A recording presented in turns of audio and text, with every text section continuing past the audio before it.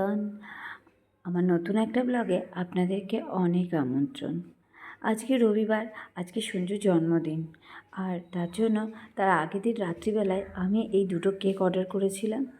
রাত্রিবেলা তো সেই জন্য এই ছোট্ট করে এই দুটো কেক দিয়ে সেলিব্রেশন হবে। ও কিছুই জানে না, ওকে একটু সারপ্রাইজ দেওয়ার জন্য আমি অন্য ঘরে এসে এই আইনসগুলো করছিলাম। আমার ছেলেকে জানালে ও সে বলে দিত ওর বাবাকে, তো সেই জন্য ওকেও কিছু জানায়নি। সারপ্রাইজ! জন্মদিন মাত্রই প্রত্যেকটা মানুষের জীবনেই একটা আনন্দের দিন। সেদিন নিজেকে একটু সে স্পেশাল মনে করবে, বা অন্যরাও তাকে একটু স্পেশাল ট্রিটমেন্ট করবে, এটাই কাম্য থাকে। আমার তো তাই থাকে। সেই জন্য আমি অন্যজনকেও যতটা পারি সম্ভব চেষ্টা করি যে সেই স্পেশাল ফিলিংসটা দেওয়ার জন্য।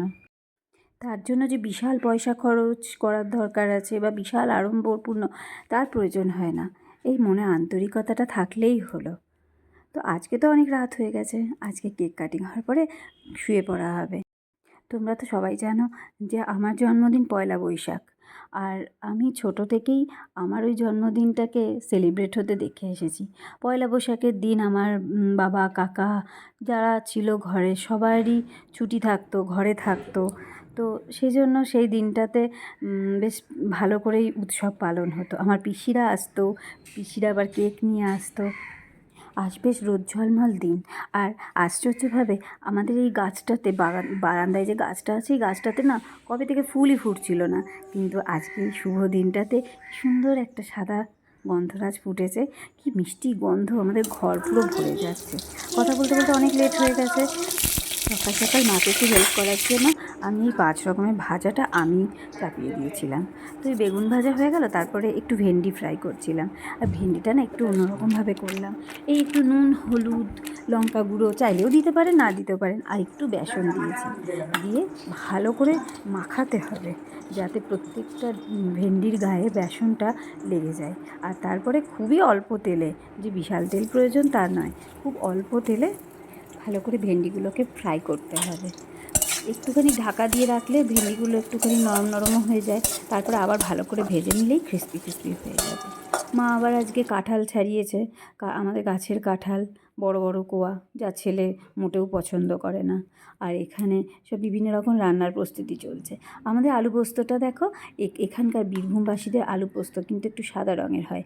আমার বাপের বাড়ির ওই দিকে যেমন আলু পোস্ততে ওরা হলুদ দেয়, কিন্তু এই দিকে আবার হলুদ দেয় না, আলু পোস্ততে সাদা রঙই থাকে, আর একটু ঝোল ঝোল হয়। আর এইটা কে কে চিনতে পেরেছো কমেন্ট করে জানিয়ে তো। ইলিশ মাছের টক, ইলিশ মাছের মাথা আর লেজা দিয়ে টক, তার সাথে তো হাঁসের ডিমের কষা। চিংড়ি মাছটা এখন ভাজা হচ্ছে, চিংড়ি মাছের মালাইকারি করবে বলে। আগের দিন আবার একটুখানি কাঁকড়াও এনে রেখেছিল মা, যে ছেলেকে একটু সাজিয়ে গুছিয়ে খেতে দেবে বলে।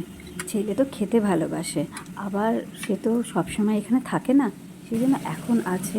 আর এইটা হলো তার ভারী প্রিয় জিনিস, ইলিশ মাছের ঝাল। এইটার লোভেই বসে আছে যে কখন দুপুরের খাওয়া হবে। আবার এদিকে কচুর শাক সিটি মারবে, কচুর শাক রান্না করবে ইলিশ মাছের মাথা দিয়ে। সব যে আমরা একসাথেই খেয়ে নেবো তা না, এবেলা ওবেলা করে খাওয়া হবে আর কি, কিন্তু একসাথে সব কিছু ওকে সাজিয়ে দেওয়া হবে। আর মাংস তো আছেই, এটা ছাড়া কি আর অনুষ্ঠান জমজমাট হয়? মাংস, মিষ্টি, পায়েস, এইসব তো আছেই। হ্যাঁ চলো, আবার ওইদিকে আবার ওই আশীর্বাদের পর্ব এখন শুরু হবে।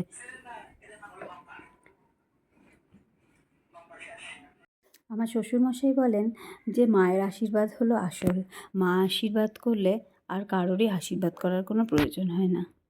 কথাটা এক প্রকার সত্যিই বটে। মাই তো তাকে ভূমিষ্ঠ করেছে, তাহলে মায়েরই তো অধিকার সব থেকে বেশি হওয়া উচিত, তাই না? বাবা বলছিল যে মা করলেই হবে, কিন্তু সেদিন মামা শ্বশুরও এসেছিল, তো সেই জন্য আমরা বললাম যে না, এক মা করছে করছে ঠিক আছে, মায়ের আশীর্বাদ তো সর্বাগ্রে বটেই, কিন্তু তোমরাও তো বড়রা সামনে দাঁড়িয়ে আছো, তোমরা কেন করবে না? সেই জন্য তখন আবার রাজি হলো, একে একে তখন আবার আশীর্বাদ করলো।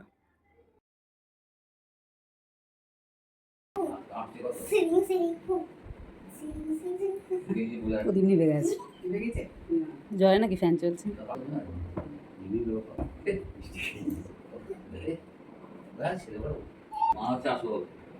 আর একটু কাছে যাও। দুটো যাবে হ্যাঁ কি তুই ওই পাঁচটা থেকে দাও। আপনি না নাকি কোথায় ওখানে তারপরে ওটা ঠিক আছে চন্দন দিয়ে দিয়েছে হ্যাঁ কি হয়েছে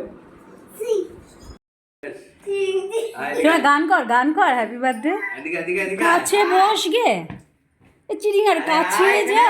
তোমার জন্মদিন আমরা থাকবো না আমি বললেন হ্যাপি বার্থডে গানটা কর। বলি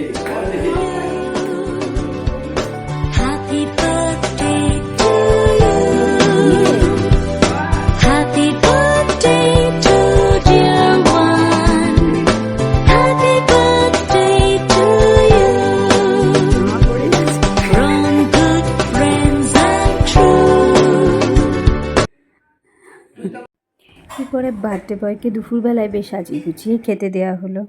তারপরে আমরাও সাথে সাথে একসাথেই বসি, আমরা সবসময় একসাথেই খেতে বসি। তারপরে আরও দুটো কেক ও গিফটে পেয়েছিল, তো সেই দুটো ও সেই সময় ছিল না, তো সেই জন্য আমি কেটে নিলাম, কেটে নিয়ে পিস করে সুন্দর করে গুছিয়ে বক্সে ঢুকিয়ে রাখলাম। তো যাই হোক, এরকম করে আমি কেকগুলোকে গুছাতে থাকি, আর তার সাথে আজকের ভিডিওটা এখানেই শেষ করি। আর যদি কিছু ভালো লেগে থাকে তো প্লিজ প্লিজ প্লিজ লাইক করো, কমেন্ট করো আর শেয়ার করে দিও। তো আজকের মতো এইটুকুই, আবার দেখা হবে নেক্সট ব্লগে। আজকের মতো টাটা।